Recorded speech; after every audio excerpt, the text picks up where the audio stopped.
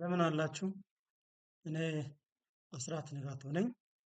ዛሬ ይዤ የመጣሁት ርዕሰ ጉዳይ በተመለከተ የ- የመንግስት ሰራተኞች የድልድል አፈጻጸም መመሪያ ቁጥር 142 2018 የተፈጻሚነት ወሰን እስከየት ነው በሚለው ላይ ብዙ ጥያቄዎች ሲነሱ ነበር። የት ሴክተር መስሪያ ቤት ነው ተግባራዊ የሚደረገው? የት ክልል ነው ጭምር የሚል አድማጮች ጥያቄም ሲያቀርቡ ስለነበረ እነዚህ ብዥታዎችን ለመቅረፍ ይዤ መጥቻለሁ። ይሄንን ሳመጣ የተፈጻሚነት ወሰን በተመለከተ ይህ የአስፈጻሚ ተቋማት መዋቅራዊ አደረጃጀት ማሻሻያ መሰረት በስር መዋቅር የመንግስት ሰራተኞች የድልድል አፈጻጸም መመሪያ ቁጥር 142 2018 የተፈጻሚነት ወሰን በተመለከተ አራት ቦታዎች ላይ ተፈጻሚ ይሆናል። አራት ቦታዎች ላይ ተፈጻሚ ይሆናል። እነዚህ አራት ቦታዎች እነማን ናቸው? አንደኛ ከክልል መዋቅር በታች ላሉ ተቋማት ናቸው።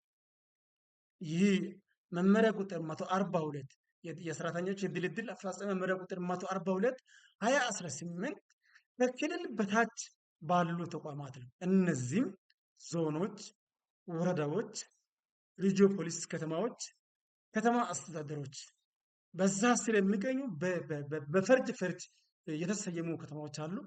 በእነዚያ መዋቅሮች ውስጥ ተፈጻሚ ይሆናል ማለት ነው። አንደኛ ይሄ ነው።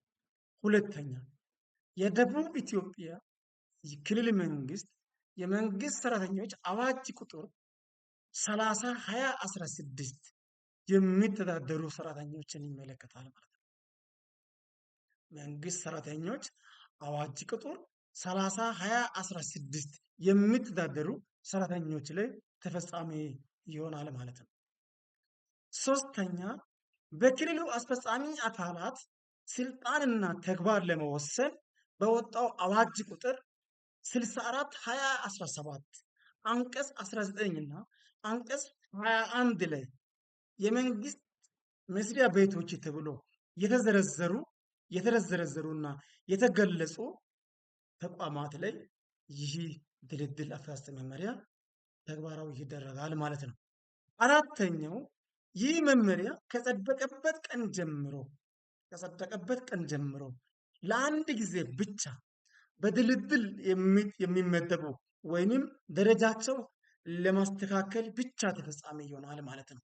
ከዚህ ውጭ የተኛዎች ናቸው ተፈጻሚ የማይሆንባቸው በሚለው በሚቀጥለው አሁን ተፈጻሚ የሚሆኑባቸው አራት መንገዶችን ለማብራራት ሞክሬያለሁ። በሚቀጥለው ጊዜ ደግሞ ማንን ነው የማይመለከተው? የማይመለከታቸው ሰራተኞች እነማን ናቸው? እነዚያስ ምን ይሆናሉ? በሚለው ቀጣይ ማብራሪያ ይዤ እመጣለሁ። እስከዛ ድረስ ፌስቡክ ላይ ፎሎ ያላደረጋችሁ ፎሎ አድርጉኝ። ዩቱብ ላይ የተለያዩ ትምህርታዊ ነገሮችን ትክክለኛ የሆነ መረጃዎችን ለመስማት የምትፈልጉት ዩቱብ ላይ ሳብስክራይብ አድርጉ፣ ላይክ አድርጉ። ጥያቄዎች ካሉ ደግሞ ቀጣይ በዚህ ርዕሰ ጉዳይ ላይ ጊዜ ብትመጣ የምትሉት ነገር ካለ ኮሜንት ላይ ጻፉ። አመሰግናለሁ።